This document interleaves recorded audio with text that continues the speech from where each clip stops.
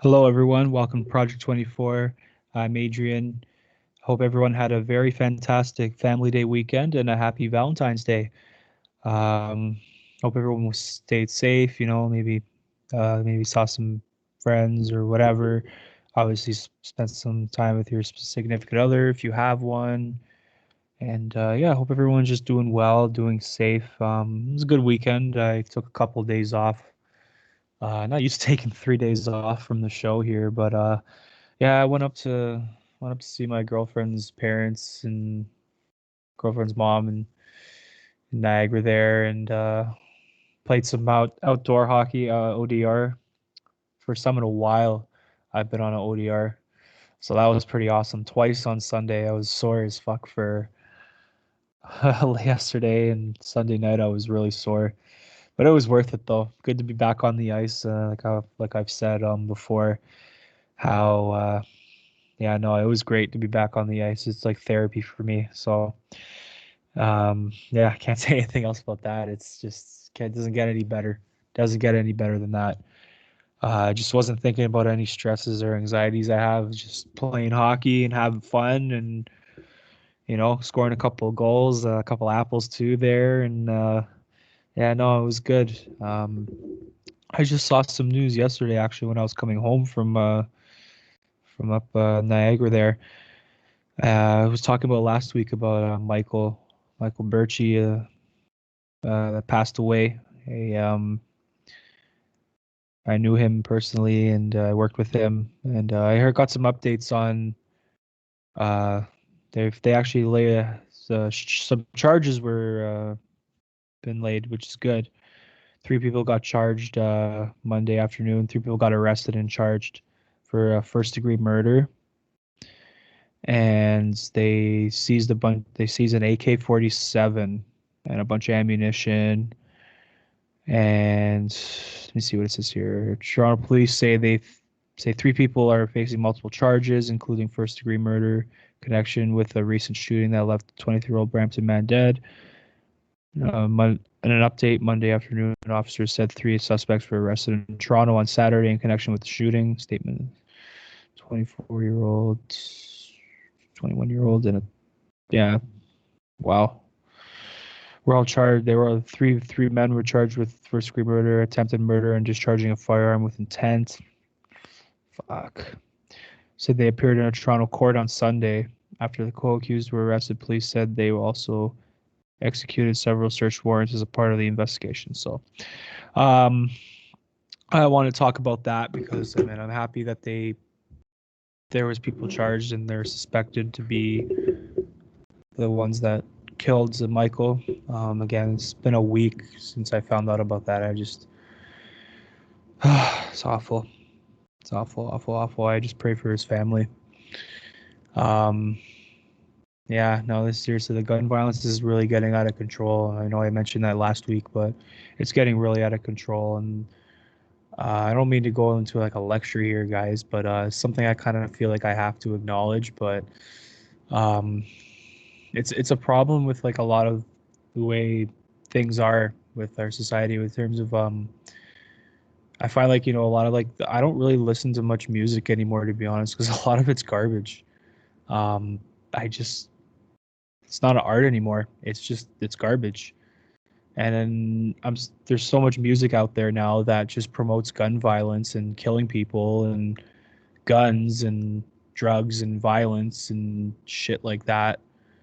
And it just I mean, I'm not saying like people are still responsible for their actions regardless of the music they listen to, but it doesn't help that we've really gotten to the point in our world where we normalize these kind of things, and this degenerate behavior is considered okay, and it's like cool, and it's just I don't know. I don't want to start going on about the agenda here, but it's just what I see like, and so many young people again like are just tweeting like, oh, stop the violence, when it comes to like when we see our young fellow community members pass away, they say stop the violence, and then they finish that tweet or that Instagram post, and then they turn back their song that's talking about hustling and gang banging and stuff like that. It's like it's bad.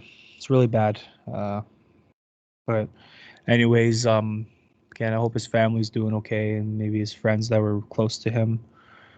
I was able to, even on Twitter, we had some conversations with some people. I had some conversations with, I think, a couple of people about him and that knew him more, obviously more than I did. Right, I just worked with him, but still, it doesn't matter. What the relation was, it still can hit everybody the same, you know. Still hits different. It still hits the same regardless. But again, Michael, rest in peace. It's very sad and tragic the way your life ended. And I remember hearing his dad say, I think on Global News, saying that he graduated from school last year and he wanted to go back and continue his studies, which is fantastic. And I think he was working too. He might have gotten a job in the field that he was in, but yeah, it's just so horrible. Seeing kids my age, like I said last week too, how just all I see is now kids my age are either ODing on drugs or getting robbed and killed, and it's just horrible. It's sad. It really breaks my heart. This generation, how we're, it's awful. But anyways, want to get onto more of the positive, I guess, the positive stuff. Saw yesterday, I came home from Niagara. Raptors are apparently trying to acquire Andre Drummond from the Cavaliers. That's an interesting one. Um, the supposed return, I don't know if it's 100% correct, but this is just a rumor. So I don't want to start creating rumors, right? But Norman Powell and Aaron Baines apparently might be going the other way. Um, I don't know how I feel about that personally. Like, I think they should go into a rebuild, but also I'm kind of still iffy. I was thinking about it first. Like, I know I've been saying, I think last week I might have said about them going into a rebuild because the team's not good enough. But the thing is, they're not in Toronto. They're not playing home games at the Scotiabank Arena. It's just, it's hard, man. You're playing in Tampa with like no fans pretty much every game.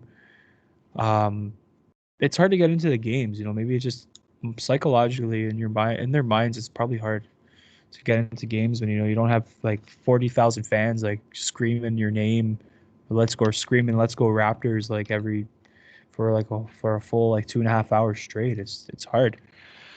So maybe, hey, maybe a trade is what the team needs to just shake it up a little. Maybe there's nothing wrong with that.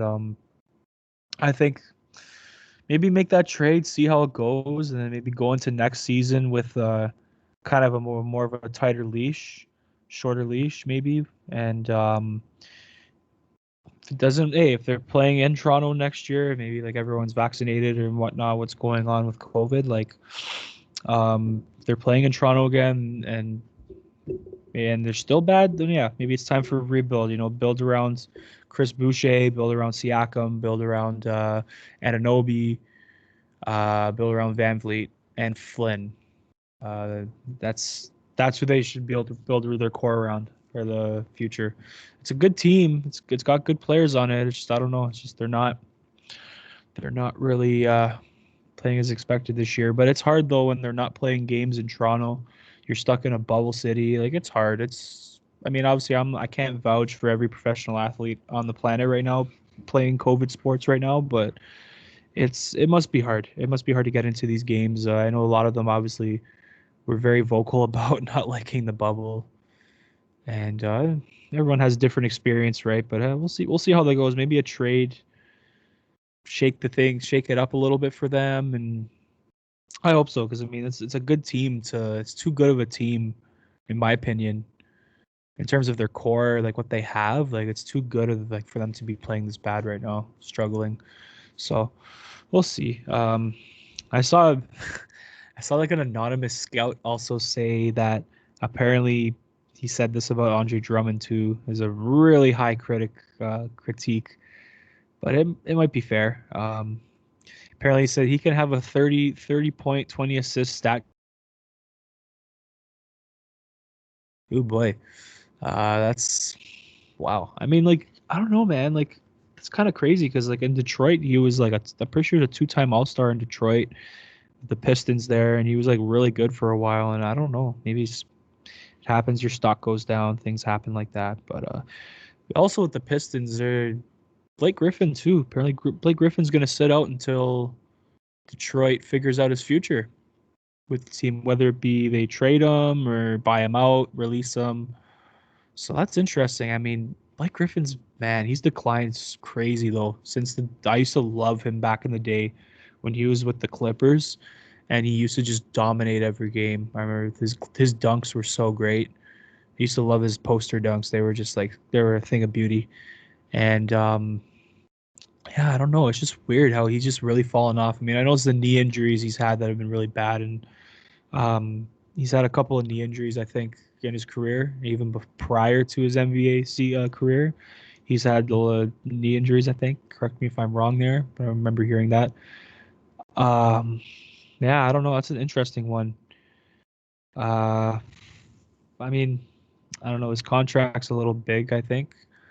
I don't know if maybe his value's really low right now, so I mean, you probably wouldn't get a significant package for him. If the fact that he's sitting out, not really good. But I don't know. We'll see. We'll see what happens with Blake Griffin. I mean, I don't know. The NBA trade deadline's coming up. I'm pretty sure NHL one is probably gonna be coming up soon too. Man, I should be more on top of this. I mean, sports show, right? But yeah, we'll see what happens though. I mean, Drummond can be the piece for the Raptors, maybe to kind of shake up the team, maybe and get them going again. But who knows? Who knows? Who knows? So, um, I don't know, man. You know what's crazy? You know what's really crazy? The 2012 NHL entry draft, like the first 3 picks were just absolute busts. Like I remember that season, that draft, I mean, sorry, that summer, I was like, again, I was pretty stoked about Galchenyuk, and like Galchenyuk was actually supposed to go first overall that year, but he had a knee injury that season, that last season, that kind of affected his stock, and maybe that's why it's affected him in the NHL. But that we're gonna get into that in a sec. Excuse me. But yeah, like Ryan Murray, like Yakupov and Galchenyuk, they're not even with the teams that originally drafted them, and um, yeah, man, I don't know. Yakupov might be one of the worst draft busts in modern history in terms of sports. Definitely hockey. Like he's definitely top three. He was supposed to be something special, and Edmonton just I don't know what happened. There was just some issues there. He played great in the rookie season, but couldn't really capitalize on it after. Ryan Murray never really hit a ceiling that he was supposed to as a defenseman at Columbus there. Now he's with the Devils. I didn't even know he was with the Devils. Tells you how kind of bad he is now. But I remember back then too. I think it was Gar Snow. Yeah, Gar Snow was the GM of the Islanders, and he was willing to give up all his draft picks that year to get Ryan Murray. And I was like, ooh my God. I would fire him just for even proposing that trade. Apparently he talked to Columbus and he's literally said he'll give up all his draft picks that season for that season, 2012, just to get Ryan Murray. And the worst part was, I think it was Jokalainen, and I think that's Columbus's GM at the time he was there. Pretty sure it was him. And he rejected it. I was like, bro, what? I could have built you for like a lifetime. Oh my God. I would have fired both of them just for even fucking thinking of that. Oh, I mean, like, yeah, like Ryan Murray was like one of the probably like the obviously the top defenseman in the draft at that time. But like, oh my God. Stupid. Stupid, stupid, stupid. I don't know how you can just like, oh.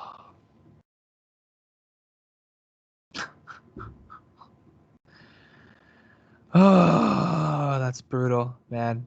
That's a huge L for both teams. I mean Columbus probably would have won a Stanley Cup by now if they made sorry, not Columbus. Yeah, sorry, Columbus. Oh my God.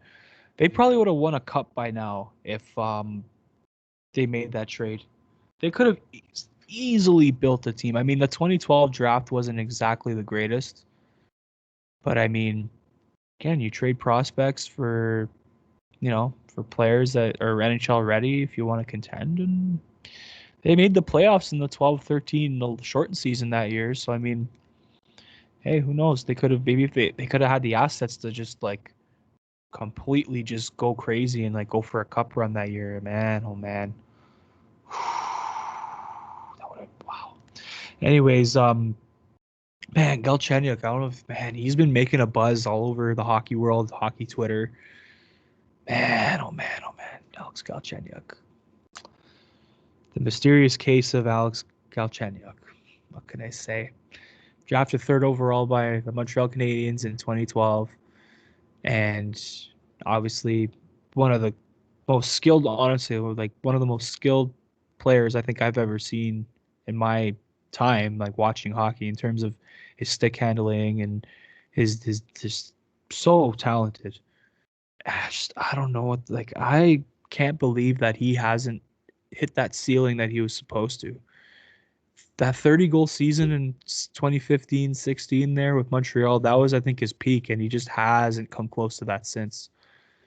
And yeah, there was some issues there from what I remember. He's been on 6 teams, I think, 6 or 7 teams now in the last 4 years. He's been traded a bunch of times since leaving Montreal, from um, Montreal to Phoenix or Arizona Coyotes, whatever, Pittsburgh, um, Minnesota now. Then last year, I remember he went to Minnesota for a bit, played in the bubble there, Ottawa, and then Ottawa traded him to Carolina the other day. And Carolina just said, fuck it, we'll put him on waivers and not use him. And then he got traded to Toronto yesterday. It's like, what the hell? This kid can't catch a break. I kind of feel bad for him. Like, Jesus, it's just like, God, he's been on like 7 teams now. Like, been traded so many times since leaving like Montreal. It's like, fuck, it's like nobody wants him. It's like, I feel kind of bad for the kid. He's talented. It's just, I don't know why he can't do it. I don't know. Like, this maybe just not in the right state of mind. Maybe he just needs to go to the KHL and just kind of get his career back on track and then try to make an NHL comeback. That would probably be the best option. But I mean, he's playing with the Leafs now. That was crazy. This is like 2017, 2016. He told me in 5 years that Galchenyuk would be on the Leafs. I would have said you're fucking nuts. But yeah, I remember there was a lot of issues like off the ice too with him. I don't know if you guys remember when he got well, he didn't get in trouble. It was his ex-girlfriend at the time, crazy woman that like assaulted him, and he called the cops on her. I guess she got arrested. He didn't get arrested. He didn't really get in trouble. It was just, again, he was involved in it, and there was a whole like black cloud around that. And I was like, oof. I remember the team was starting to kind of collapse that year, and around that time, and I was like, ooh, this is not the attention that this Habs team needs right now. Is like this negative attention. And I remember there was like, fuck, man. I remember hearing on one of these Habs pages I followed on Facebook when I used to have it at the time.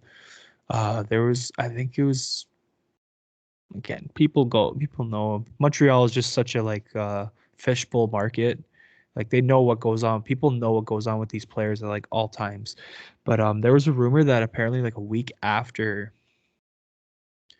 suppose like this is might have been actually true. I think it was true. But Galchenyuk, Gallagher, Subban, and there might have been another teammate. When Subban was on the Habs, it's going way back. And they were at a bar. It was like an off day. They were just, hanging out with the boys, probably just crush a couple of beers and then maybe head home, right? Just kind of hanging out. Boys liked to party back then. And apparently the girlfriend, Galchenyuk's girlfriend at the time, she came into the bar trying to find him, I guess, and then apparently it got really intense. They got really nasty. They got into like a really nasty argument, shouting match, and it was getting really like aggressive too. So apparently like Subban literally had to grab Galchenyuk, like physically grab him and like take him out of the bar before like they were gonna take swings at each other. And yeah, PK like literally had to step in and grab him and be like, bro, like it's enough. Let's go. And yeah, I was like, ooh, that's not good. Not good. Yeah, I mean, that was the year he scored 30 goals. I mean, that was his peak season, and he hasn't really hit that peak. I mean, that's when he peaked, and he hasn't really done much since. But man, that's crazy. Like there was a lot of, it wasn't just so much like apparently his partying lifestyle. Like I think Mario Tremblay was on it was L'Antichambre, which is one of the French Montreal French stations. And hold on, guys. Sorry. Fuck. Hello? Oh, sorry. Who's speaking? Who I don't know who that is. Sorry. Yeah. Oh, no. Sorry. I didn't call you. No. Okay. Okay. All right. Bye. Bye.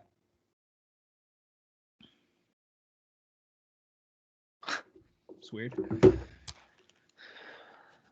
was a little weird. Wrong number there. I was thinking of cutting that out, but no, that's kind of funny. So I want to keep that.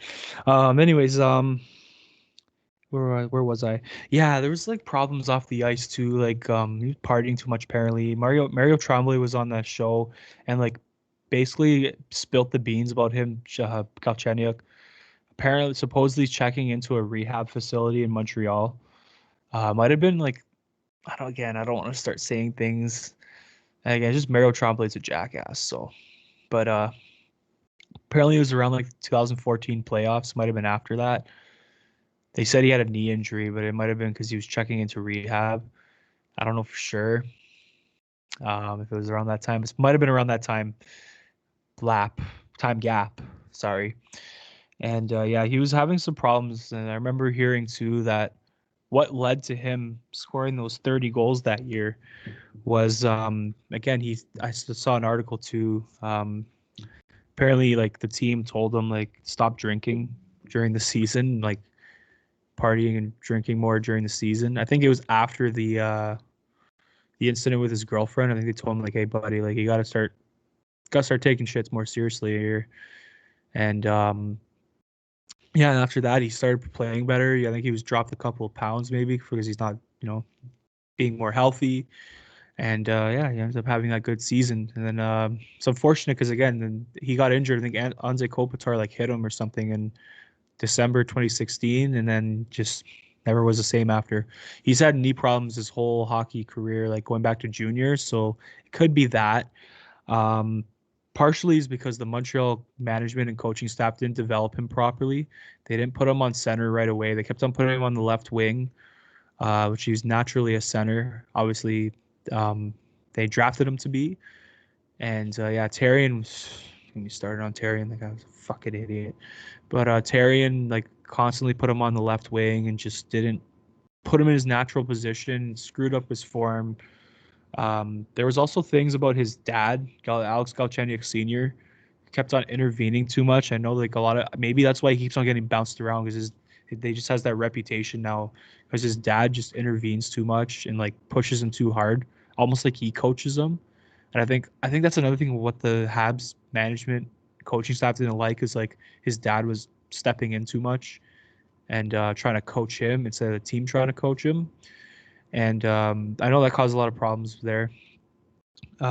Personally, it's like I hate when I see that. Like I understand. I bet you Galchenyuk Senior just wants the best for him, his son. But it's like, dude, he's in the Chell now. Like he's in the show. Like you gotta let the coaches do their thing. Even if you don't agree with. I mean, yeah, like the way Tarian was playing him wasn't really the greatest, but um, dude, you just gotta let it happen. You just gotta let them do it. Like I'm not saying you can train him and help train him in the off season when he's doing his on ice training and whatnot and stuff like that. But I don't know, man. It's just a lot of things. Definitely a knee injury, lack of development. I personally think there was a shortened season, the 12-13 season is his rookie year. I think he should have spent like a year or two in Hamilton before he made the team. Personally, I think that would have been the best thing for him. But again, when you have like a top prospect like that, and you want to see him play right away, like I understand why management a lot of the time around the league, even with the Habs, they've done it too many times with these top prospects. They put them in right away, and maybe they're not ready so much. And look, I mean, Kakanyemi was kind of a decent, I guess, a good example because, I mean, he wasn't really ready. I think the first year and a half, he looked good, but not, you know, didn't really look NHL ready. Even the scouts were saying he's like maybe a year or two away from being NHL ready. And I mean, 2 years later, right? He's playing good hockey now. He's become a pretty good center. I mean, they did send him down to Laval for a bit before the COVID lockout last year, lockdown, season shutting down, whatever you want to call it. But yeah, I don't know. I think Galchenyuk maybe I don't think Galchenyuk should have played right away, especially coming off a serious knee injury that made him miss a whole season. Probably should have maybe played in the minors or maybe going back to junior for another year, kind of get going again and kind of get back on the horse. But again, when you're got a can't miss prospect like that, it's hard. It kind of makes your knees buckle a little bit. I don't mean that in any bad way or inappropriate way, but it kind of makes your knees buckle a little. You want to see him play, right? And you want the immediate success of the team, right? But he wasn't ready. I think his maturity wasn't really there too. Obviously, still going out partying and on game nights and shit. I remember hearing somebody else. Yeah, this is just people talking on Twitter and on the internet from like years ago. Apparently, again, I don't want to start. I'll say it anyways. Fuck, it's probably true. I mean, there was a girl that was friends with Galchenyuk's girlfriend at the time, and it was him and Devonte Smith Pelly. It was after a game, and they were having a party at one of their condos, and apparently she might have walked in on Galchenyuk with like being with like two girls, so it pissed her off, and that's why she punched him in the face. But I mean, obviously, the violence isn't the answer for that. You just say you get mad at him, but don't hit him, right? Break up with him. That's it. Move on. But yeah, apparently that was the rumor. I remember him and DSP, Devonta Smith Pelly, they both got in trouble. Um, I think ultimately that Habs team back then was a young team, and they were all a bunch of party animals. It was Christian Thomas, Nathan Beaulieu, Galchenyuk, uh, DSP, like Devonta Smith Pelly, Subban a little bit too, Brandon Prust.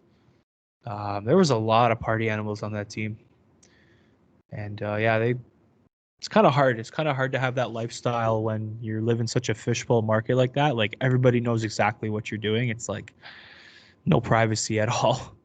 Players have no privacy. I kind of feel bad for them in that sense. Most Canadian markets, though, Toronto's bad for that too. But yeah, no, that's weird though. How his career is gone. His career is really hasn't been as good as it should have been. Man, he's got so much talent and he works hard every offseason. It's not like he just does a half-assed job getting ready. Like he works his ass off. Like seen his workout videos when he was with Montreal and like past years. Like he's always on the ice. He's always working out. Just I don't know what it is. Just I don't know. Maybe just it's his dad. It's part of the. His dad's definitely a big part of the problem. Like big part of the problem. And yeah, man, Gally Senior. I'm sorry. Like yeah, you never really played. I don't even think he played in the NHL. Like he played like in the AHL. He played in like he played all over Europe. It's like, bro, let the NHL coaches do their job, man. Like or let the teams do their job. You didn't play. You don't really have any rights over any of these NHL teams to like kind of coach your son over them.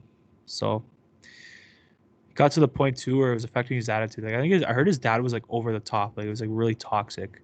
So that's not good too. But anyways, I hope Galchenyuk does well in Toronto. Honestly, like I feel bad for him. Like he's been like the butt ends of all the jokes on hockey Twitter like the last couple of days, and he's had a pretty tough time in his career. Yeah, it's a really tough time. Like the last 3 years has been really tough for him. Um, yeah, I don't know. I was like pretty shocked. It was when they traded him for Domi. I was like, ooh. I mean, Domi's good, but like I didn't know how he was gonna pan out. He only had like 9 goals the previous year, and they were all empty netters, and there was that whole thing and that whole controversy with that, and uh, Yeah, Galchenyuk too. Like again, he's a great goal scorer, but I think I don't know. He's supposed to be a center, but like usually your centers you want guys that are good playmakers that usually could pass the puck around a lot. Make everyone around you better. Like Galchenyuk was like the one that just likes to score, right? So I don't know. That's not really ideal what you want for a center. Usually you want a playmaking center. You can maybe get you 20, 30 goals a year, which is what Chucky did. But at least gets you 50 apples a year too, maybe 40 to 50 apples a year, right? So yeah. Anyways, I hope Chucky the best. I really hope he does well in Toronto. Um, if not Toronto, man, I don't know where the fuck else he's gonna go. I really don't know where else he's gonna go. um, yeah, I don't know. Different. Well, anyways, this one's kind of off topic. It's not really sports, but like this is kind of more pop culture, I guess you could say. I'm gonna go back to sports in a second, but I want to talk about this. Um, I saw Saturday night, going to Sunday morning or something, but Meek Mill and 6ix9ine, Tekashi 6ix9ine, got into like a whole scuffle at like a strip club, outside of a strip club, and like it was got pretty bad. I mean, obviously, everyone knows 6ix9ine is like the biggest troll on the internet, and like everybody's trying to go after him. Like he's literally had to like hide for like so long, for periods of time. He went to jail. Um, all these things. Like he's just a troll, and he's dangerous. I mean, he like not so much he's dangerous, but like like the way he trolls, like it's so dangerous. Like he's could have gotten killed at least quite a few times, and like it's scary to say, but I remember in court, like he could have, but he ratted everybody out because everyone calling him a rat back then. But like honestly, like the things I heard, what they were gonna like do to his family, like they were gonna like rape his like mom and baby mama or something fucked up like that, and like they were gonna like assault, like harass his family, and like even kill him if like they didn't, like these gangbangers he was messing around with. Like I don't know. If I was in that situation, I would have freaking been the whistleblower too. I mean, like it's my family, you know. And yeah, so like man, Meek Mill is not a guy you want to fuck around with too. Like Meek Mill is just not a guy you want to fuck around with. Like he knows. Like I've heard people tell me about Meek Mill because like I don't really know a whole ton about him, but I talk to people about him because they told me facts about him, I guess, or things.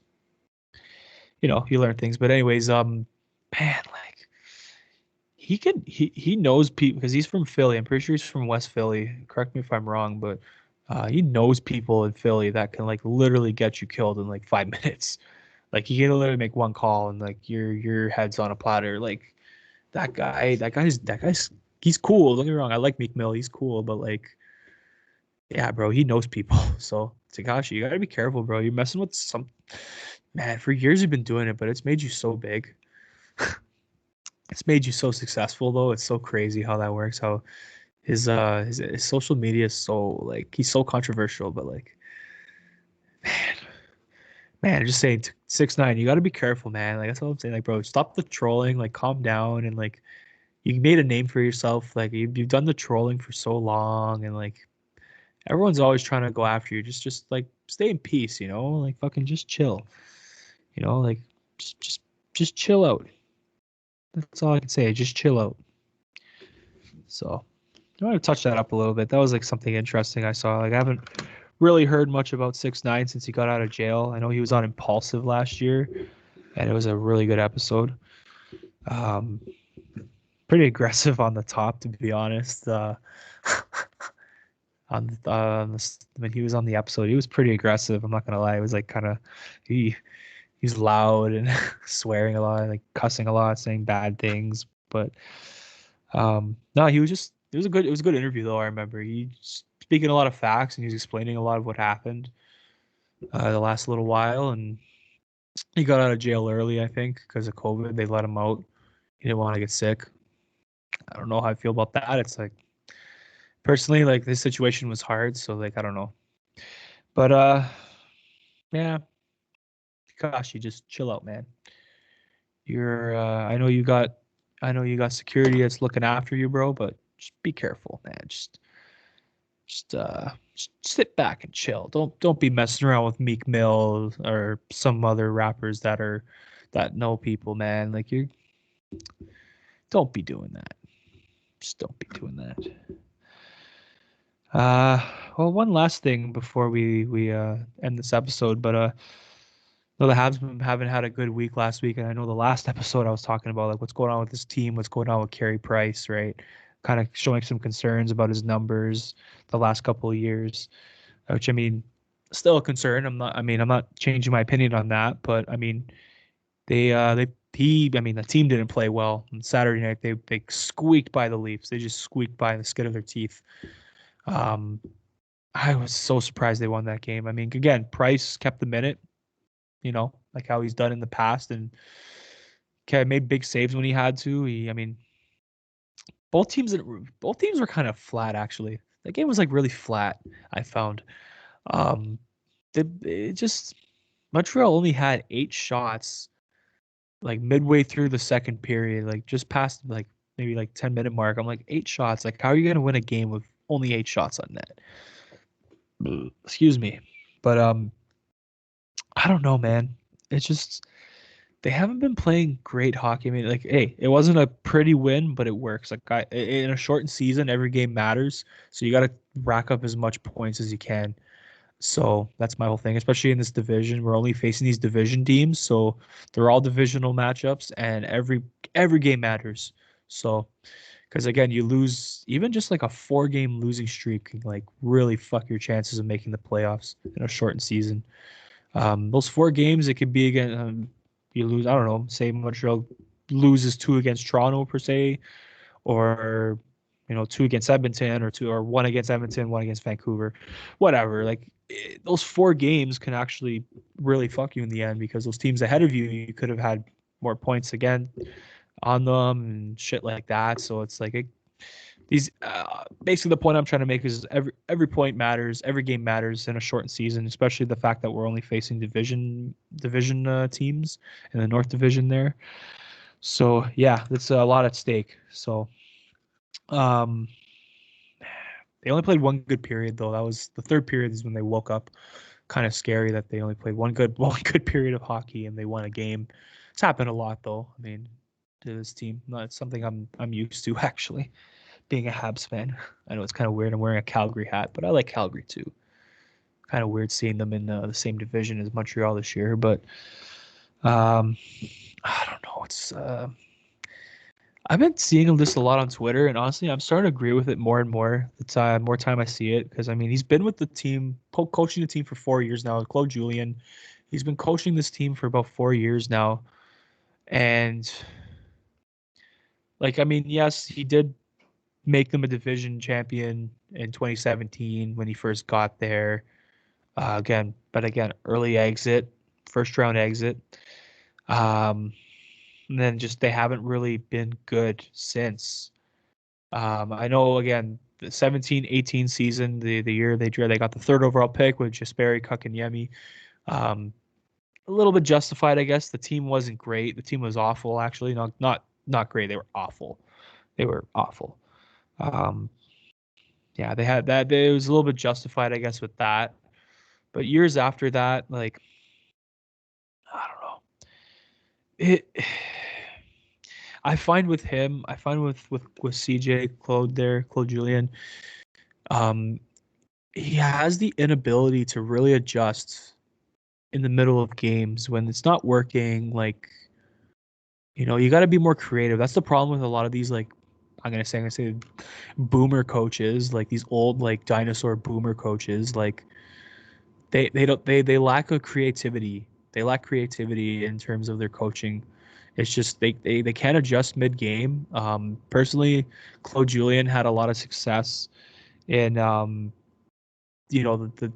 2000s with like Montreal. He was okay. With New Jersey and Boston too. Those were obviously his 2 highlights as a coach. Um, Obviously he had success with them. I mean, they fired him right before the playoffs when they were like second or third in the Eastern Conference. That made no sense to me. To this day, I still don't understand it. Yeah, they didn't trust him going into the playoffs. Like that's pretty bad. I mean, he did turn the Bruins around in the one season. He made them from a last place team to an eighth place team in the 07-08 campaign. Um, and they lost to Montreal in that first round, Game 7. I remember that. Habs shut them out. Still remember that like it was yesterday. But I don't know. I don't know what it is with him now. Like, and obviously he's had success with the Bruins in the early 2010s. Obviously winning a cup with them in 2011 and 2013. He obviously they went to the finals. So uh, two finals appearances in 3 years there, first 3 years of the 2010s. But I don't know what's like the thing with him is he just I find like a lot of these games where they're like really like out of the game, like momentum wise, and just he's not creative. He's not adjusting on the fly. He's just continuing to try the whole dump and chase fucking bullshit. Just kind of just desperation dump and chase. Like it dump and chase doesn't work in today's hockey. Like that's such a like 1990s fucking strategy, like style of coaching. Like yeah, like you can argue like yeah, like the players now are bigger and faster. Players are way bigger, faster, and stronger than they were in the 90s. Maybe not stronger, that's a little bit of a stretch, physicality wise. But players are a lot bigger and faster now. Sorry. Yeah, bigger and faster. And just I don't even know how to explain it. Just Dump and Chase is so old. Like, it's just the defensemen now are a lot quicker too. Like like it just. I watch the games and just, man, Dump and Chase just does not work. Like teams know how to figure out Dump and Chase. Like the defense stays low. They don't pitch too high when when the forwards are on the odd man rush. Like they know like it's so easy to play against dump and chase hockey teams, like or hot dump and chase styles. Like just like Michel Therrien, like just dump and chase was his style. Like and why they never did anything. Like yeah, they had the 1/3 round appearance. Like it was like a dump. Like again, you're Montreal was not a big team. They weren't a big physical team, and Therrien was there. Like why are you they were small. They were small like small forwards with some speed, right? And why are you doing dump and chase with a smaller team? Like they're not going to win those puck battles against like big defensemen. Like it doesn't make sense. Like that's why Therrien doesn't coach anymore because his style is outdated. He's just rough and tough and dump and chase. Like that's like 90s hockey. It's like 80s and 90s. Like holy fuck. Like these guys are so outdated. Like personally, I think Montreal's going to be Claude Julien's last job in the NHL as a head coach. Sorry, as a head coach. Maybe as assistant coach or associate coach, whatever. He could probably be on another team's coaching staff, but as a head coach, I think he's Montreal's his last stop. I don't think he can coach. I mean, now it's the 2020s now, and the game's even faster than it was 5 years ago, even. And game just keeps on changing year by year. The players get bigger and faster, uh, and you're just again, he can't adjust mid game. It's just he just shuffles the lines all the time. Like that's just such a like old like dinosaur fucking desperation moves. Like I've seen it so much with these dinosaur like boomer coaches. It's like like you lack creativity like and critical thinking. Like you're just trying to do the same thing when you're running out of ideas. You just try to you, it's just like coaching is just like managing. Like you're a manager at a company or a retail store or a warehouse, whatever it is, whatever you're managing. It's the same idea. Like when problems occur, and trust me, I used to manage too. I used to manage in a retail store. Like when you have problems that just occur that just blow up in your face, you gotta adjust right away. Like you can't just like you know what I mean? Like you can't just keep on doing things that don't work or like you just panic or whatever, or you just get stressed. Like it's hard. Like you gotta like adjust on the fly. That's just the way managing is. Just like coaching. Coaching is just like managing. It's the same thing. Um and even like again, like an old boss of mine told me, I remember he was just trying to help me improve my performance. And he was telling like back then when I was kind of starting out, and these words kind of stick to me and they stuck to me now and then they still do. And I remember he said you got to manage with structure, like how you're a hockey coach, you're a hockey coach and you got to coach with structure, right? And same thing as a manager, you got to manage with structure. And I was like, that's so true. right? It's like you got to have a game plan all the time. This is like your game plan. This is how you manage. This is how you do things and how you complete your productivity. It goes the same thing for a coach. Like, man. And hey, if problems occur, you got to just think on the fly. You can't freak out. You got to keep calm and just think on the fly. And then when you start making desperate moves, it just makes things worse. Just like what coaches do. When you start making desperation moves, when you have no other ideas, it just makes things worse. So personally, I don't think I can see Claude Julien coaching another team in the NHL. Maybe he could play maybe in the Europe, maybe different kind of hockey. Even still, fucking Europe, it's all speed over there. There's no physicality, so that wouldn't work in his matter. Dump and chase would not work in Europe most of the time. You gotta manage the puck well. You gotta maintain puck possession. I'm so sick of like these coaches, like especially for Montreal, just dump and chase all the time, just desperation. Like personally, if I know they won the other night and they're still consistently winning games this year, but if they continue going down the stretch, I mean, they're playing bad, then there's no way they're gonna. There's no way that Julian's gonna last. I mean, hey, they fired Michel Therrien in 2017, 4 years ago. They fired him when the team was still in first place. So I mean, if that's the case, they could fire Julian now too, and it wouldn't matter. So personally, again, if that ever were to happen, I think good interim or even like not even interim, even just guys to replace him. Dominic Ducharme, who I think is still on the Habs staff, and Joel Bouchard and Laval Rocket. He's very good. I like him. I've seen a lot of his videos with the kids and Laval there, the baby Habs, and he's done a good job. He's a good players coach. I can tell. Like he's a like you really want to go through a wall for him. He's like one of those kind of coaches. Like you would go through the boards for him. Like you would literally crash through the boards for him. He pushes you, but like he doesn't push you like in an aggressive way. He just, he gets you going in other ways. Not negatively, like very positive. So he would be a very good choice if they were to ever make a coaching change. I think Joel Bouchard would be perfect for this team. Young team, with some good veteran players too. I mean, obviously the Price, Petrie, and Weber, like their veteran core. But most of the players are young. So yeah, I'd like to see how that would go. Hopefully Joel Bouchard does become the next Habs coach. That'd be pretty cool. So anyways, it's getting late now, but so run out of time here. This is Adrian, Project 24. Don't forget to like and subscribe to us on our channel and like this video. Follow us on Instagram and Twitter as well. Those links will be on our YouTube channel. And yeah, so it's a great episode. I hope everyone had a very safe and happy Valentine's Day and Family Day weekend. For all the people that maybe are a little bit discouraged by Valentine's Day, don't worry about it. For single people, hey, you know what? I think about it. Valentine's Day, just spend a time with your friends or your family, the people you love, even if it's not, a girlfriend, a boyfriend, husband, wife. Spend it with people you love. It's the same kind of positive energy you're spreading around. And for the ones maybe that feel lonely, things like that, like in terms of relationships, it's hard right now with COVID, but don't worry. For all the men and the women out there, maybe that are looking for a significant other, it takes time. It really does take time, and you go searching long and hard, and sometimes it takes years. It takes years. It took me years, and yeah. So there we are. Just hope everyone's doing well. Just kind of what's the word I'm looking for? Fuck.